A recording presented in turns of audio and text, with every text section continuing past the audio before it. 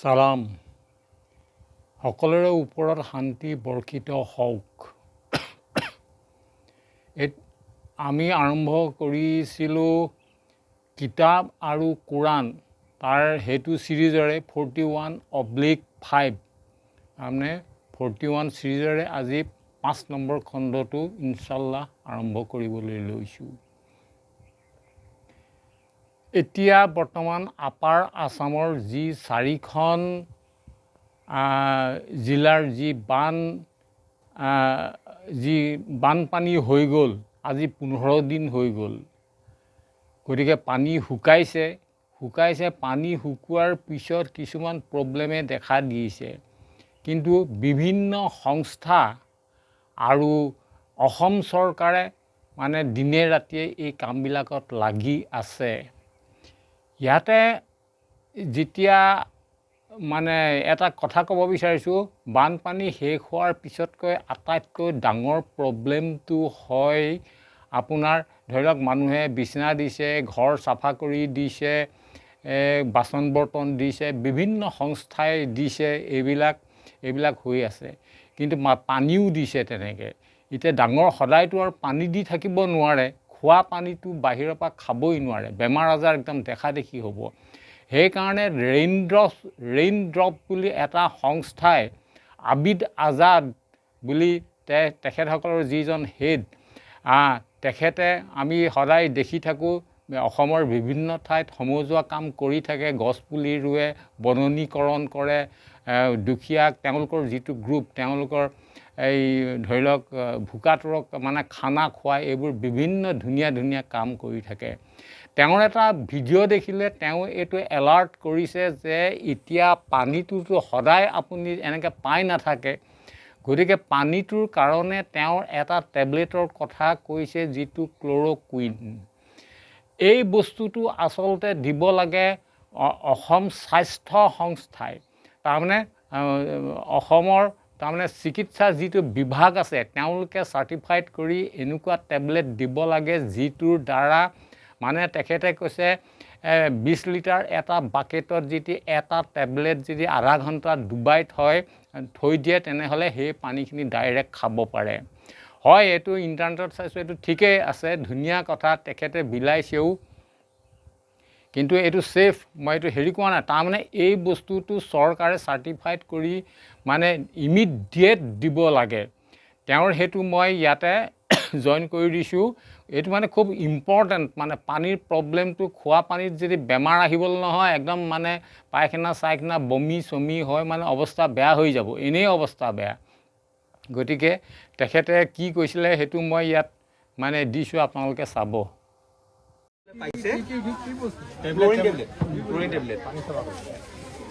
আপোনালোকৰ কাৰণে আমি আৰু এটা দিছোঁ, এইটো হৈছে আপোনাৰ ক্লৰিন টেবলেট। চাওকচোন, ইয়াতে 100টাকে আছে। ইয়াতে আপোনালোকক আমি দি যাম, কিন্তু ইয়াত ব্যৱহাৰ কৰা কেনেকৈ। বাইদেউ ক্লৰিন টেবলেট আনিছে, এবিধ আমি বস্তু দিম, আপোনালোকে কাইণ্ডলি শুনিব। এইটো ব্যৱহাৰ কৰা নিয়মটো জানিব লাগে। এনে কম্পিউটাৰ ইণ্টাৰনেটত চালে গম পাব। ইয়াত 100টাকে আছে। এই এটা টেবলেট যদি আমি 20 লিটাৰ পানী মানে আমাৰ যে বাকেটটো থাকে, যে গা ধোৱা বাকেটটো, তাত প্ৰায় 20 লিটাৰ পানী ধৰে। তাত এই এটা টেবলেট দি আধা ঘণ্টা থৈ দিলে সেই পানীত থকা সকলো ধৰণৰ বীজাণুবিলাক, অপকাৰী বীজাণু মানে বেক্টেৰিয়া কিবা থাকে, এইবোৰ মৰি যায়। তাৰপিছত আধা ঘণ্টাৰ পিছতে সেই পানীটো আমি খাব পাৰোঁ, একদম ডাইৰেক্ট খাব পাৰোঁ তাৰমানে, বা ভাত বনাওঁতে ব্যৱহাৰ কৰিব পাৰোঁ। কাৰণ এতিয়া চাওক, মানুহে পানী দি আছে আমাক, কেইদিন দিব? 2 দিন পিছতো পানী নিদিব, কিন্তু আমাৰতো সেই খাবলৈ পানী আমাক লাগিবই। আৰু সেইবিলাক গোটেই গেলা পচা ক'ত কি হৈছে আমি ক'ব নোৱাৰোঁ। এইটো বহুত বেছি দৰকাৰী হয়, এই বস্তুটো নিদিয়ে। আমি এইটো অৰ্ডাৰ কলিকতাৰ পৰা অৰ্ডাৰ দিয়াই পেলাই আনিছোঁ। এইটো এতিয়া ইয়াত 100টাকে আছে, 100টা মানে 100 বাল্টিং পানী আপোনালোকৰ হৈ গ'ল। আৰু আমি বিচাৰোঁ গভমেণ্টে এই বস্তুটো দিয়ক, আৰু গভমেণ্টৰ ফালৰ পৰা ক'ব লাগে আচলতে এইটো কেনেকৈ ব্যৱহাৰ কৰিব লাগে, কেনেকৈ খাব লাগে।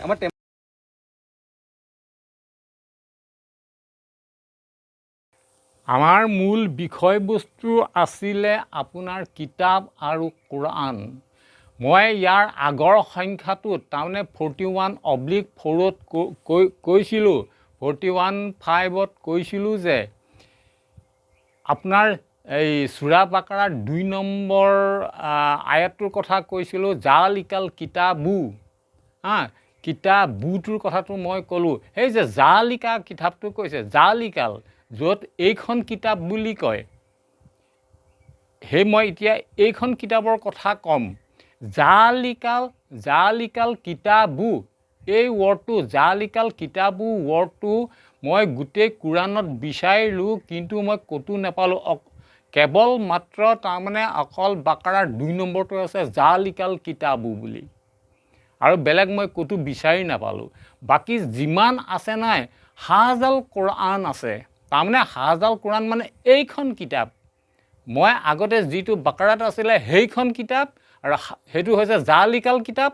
আৰু আছে বহুত আয়াতত আছে হাজাল কোৰাণ, তাৰমানে এইখন কিতাপ যিখন আমাৰ ওচৰত আছে। জালিকাল কিতাপ মানে এইখন নহয়, সেইখন দূৰৈত গাইব। সেই কিন্তু কোৰাণত এবাৰে আহিছে, সেই বাকাৰাৰ 2 নম্বৰটো। কিন্তু বহুত আয়াতত আছে, আপোনাৰ আছে হাজাল কোৰাণ, হাজাল কোৰাণ বুলি আছে। তাৰমানে হাজাল মানে দিছ, হাজাল আগৰটো আছিলে জালিকা, এইটো হৈছে হাজাল। হাজাল কোৰাণ মানে দিছ কিতাপ বুলি কৈছে। ইয়াত আপুনি এইবিলাক আপোনাৰ আছে, আপোনাৰ বহুত আয়াতত আছে। যেনেকৈ ধৰক 6.19, 12.3, 17.9, 17.41, 17.88, 17.89, 18.54, 25.30, 27.76, 30.58, 34.31, 39.27, 41.26, 43.31, 59.21, এনেকৈ হাজাল কোৰাণ বুলি আছে। তাৰমানে হাজাল কোৰাণ বুলি ক'লে এইখন কিতাপ হ'ব। এই শব্দটো আমাৰ এই আৰবৰ মুহাম্মদ সাল্লাল্লাহু আলাইহি ৱাসাল্লামে এইবোৰ প্ৰচাৰ কৰোঁতে এই আয়াতবিলাক আহিছে। তেওঁ কৈছে হাজাল কোৰাণ, এইখন কিতাপ মানে তেওঁ কিতাপখন দেখুৱাই কৈছে, বুজিছেনে? হাজাল কোৰাণ, এই কোৰাণখনৰ কথা কৈ কথা কৈছে। এজ পাৰ ট্ৰেডিশ্যনেল ট্ৰেন্সলেট মতে যদি মই যাওঁ, এই কিতাপখনৰ কথা কৈ আছে তেওঁ। এতিয়া মন কৰিব, এই কিতাপখন যদি হয় কি হ'ব? তেওঁতো কৈছে এটা আয়াত আমি ভেৰিফাই কৰি লওঁ। ধৰক মই প্ৰথমেই ক'লোঁ 6.19 কথা কওঁ, তাত কেনেকৈ লেখা আছে? কোৱা, কোনটো বস্তু আটাইতকৈ ডাঙৰ সাক্ষী? তুমি কোৱা। আল্লাহ, তাৰমানে আল্লাহে কৈছে মোৰ আৰু তোমালোকৰ মাজত শ্ৰেষ্ঠ সাক্ষী, আৰু এই কোৰাণ মোৰ ওচৰলৈ ওহি কৰা হৈছে। তাৰমানে এই মহম্মদে কৈছে এই কোৰাণ মোৰ ওচৰলৈ ওহি কৰা হৈছে। দিছ বুক, আমাৰ হাতত যিখন আছে দিছ বুক, মানে মহম্মদ সাল্লাল্লাহু আলাইহি সাল্লাম এই আৰবজনৰ কথা কৈ আছোঁ, মোৰ ওচৰলৈ তাৰমানে ওহি কৰা হৈছে। বাকীখিনি কৈ দিছোঁ, বাকীখিনি নালাগে আৰু। তাৰমানে মোৰ দিছ আৰু ডেট এইটো কৰিবৰ কাৰণে কৈছোঁতো, সেইটো কথা। এতিয়া মন কৰিব, এই যিখন আমি কোৰাণ হেৰি কৰিছোঁ, ইয়াৰ ভলিউমটো ইমান ডাঙৰ,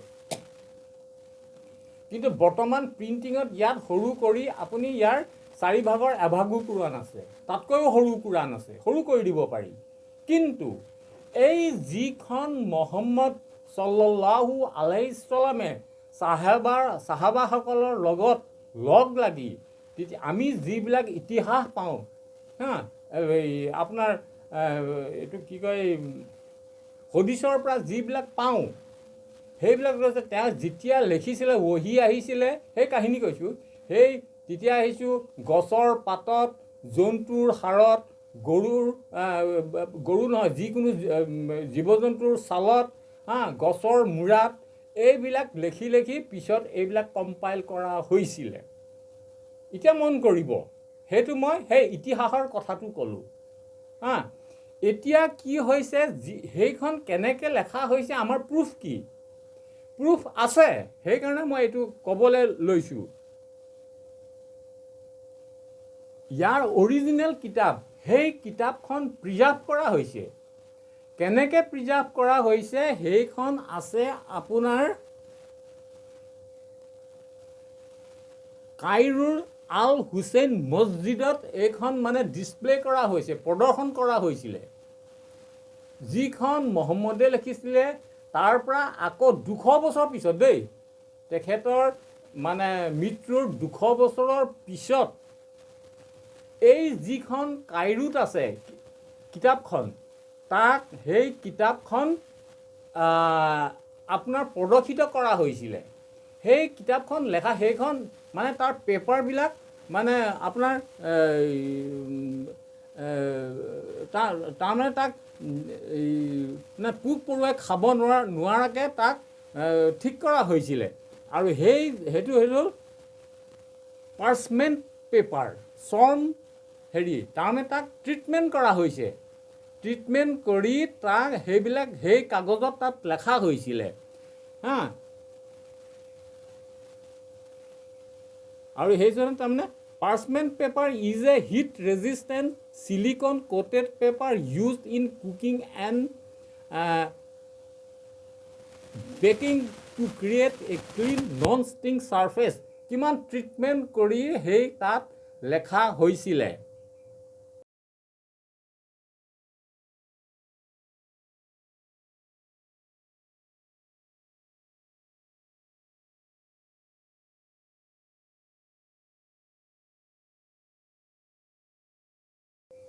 এতিয়া মন কৰিব খুব ইম্পৰ্টেণ্ট কথাটো মই ক'বলৈ গৈছোঁ কাইৰোৰ এই কি মছজিদত ক'লোঁ এইটো কাইৰোৰ আল হুছেইন মছজিদত যিখন কোৰাণ প্ৰদৰ্শিত হৈছে তাৰ মই পিকচাৰটো দি দিছোঁ আপোনালোকে ইণ্টাৰনেটত চাৰ্চ কৰিলে আপুনি একদম ফটাফট এইবিলাক ওলাই আহিব মই যিবোৰ ডাটা আছোঁ আপোনালোকে মিলাই চাব সেই যিখন কাইৰোৰ মছজিদত প্ৰদৰ্শিত কৰা মানে কিতাপখন প্ৰদৰ্শিত কৰা হৈছিল সেইখনৰ চাইজটো মনন কৰিব কিমান চাইজৰ সেইখন হৈছে আপোনাৰ তাত পৃষ্ঠা আছে 1087 1087খন তাৰ পৃষ্ঠা আছে আৰু তাৰ চাইজটো হৈছে ওপৰৰ চাইজটো হৈছে 57 চেণ্টিমিটাৰ বাই 68 চেণ্টিমিটাৰ আৰু তাৰ উচ্চতাটো কিতাপখনৰ উচ্চতাটো হৈছে আপোনাৰ 40 চেণ্টিমিটাৰ কথা বুজিছেনে চাইজটো আপোনালোকে এটা হেৰি কৰি লওক সেই কিতাপখন য'ত মানে প্ৰদৰ্শিত 200 বছৰৰ পিছত যি পেপাৰ ট্ৰিটমেণ্ট কৰি পেলাই যিখন কিতাপ মানে কাইৰোত আছে যাৰ মই ছবিটো দিছোঁ সেইখন আপোনালোকে চাব আৰু আটাইতকৈ ইণ্টাৰেষ্টিং কথা সেই কোৰাণখনৰ ওজন তাত কোৱা হৈছে 80 কেজি 80 কেজি 80 কেজি সেই যিখন প্ৰদৰ্শিত কোৰাণখন হা আৰু কিতাপখনৰ 99%তকৈ মানে সেই মহম্মদ ছাল্লাল্লাহু তাৰমানে আৰবৰজনে যিখন মানে তাত মানে কম্পাইল কৰিছিলে সেইখনৰ 99%তকৈ বেছি তাত মজুদ আছে বুলি কোৱা হৈছে তেওঁলোকে এইটো দাবী কৰে এতিয়া মন কৰিব সেই যিখন 80 কেজিৰ আপোনাৰ কোৰাণ সেইখন হৈছে 200 বছৰৰ পিছত ট্ৰিটমেণ্ট কৰি এখন কোৰাণ যিখনৰ ওজন 80 কেজি এতিয়া সেই মহম্মদ ছাল্লাল্লাহু আলাইহি ওয়াসাল্লামে যিটো তেওঁৰ তাৰমানে কোৰাণ প্ৰচাৰ কৰিবৰ কাৰণে কাৰণ আমি আয়াত পাইছোঁ মই আয়াতৰ কথা কৈছোঁ এইখন কিতাপ হাজাল কোৰাণ কৈছে সেইখন 80 কেজিতকৈ বেছি হ'ব তাত এই কিতাপখন নাছিলে তাত আছিলে কি জন্তুৰ হাড় আছিলে যিমান ছাল আছিলে এইবোৰ হাজাৰ হাজাৰ সেইবোৰ এটা মস্ত তেওঁ মানে এনেকুৱা হ'লে এটা মস্ত গানি বেগ ইয়াত লৈছে তাৰমানে সেইটো 100 কেজিতকৈ বেছি হ'ব সেইটো ইয়াত লৈছে আৰু এইটো প্ৰচাৰ কৰিছে ইজ ইট পচিবল এইটো পচিবল নেকি বাৰু গতিকে এইটো মই ইয়াতেই এৰিলোঁ ইনশাল্লাহ তাৰ নেক্সট ষ্টেপটো ক'ম কি কথা কি বতৰা আজি ইয়াতে সামৰিলোঁ। চালামুন আলাইকুম, সকলো ভালে থাকক।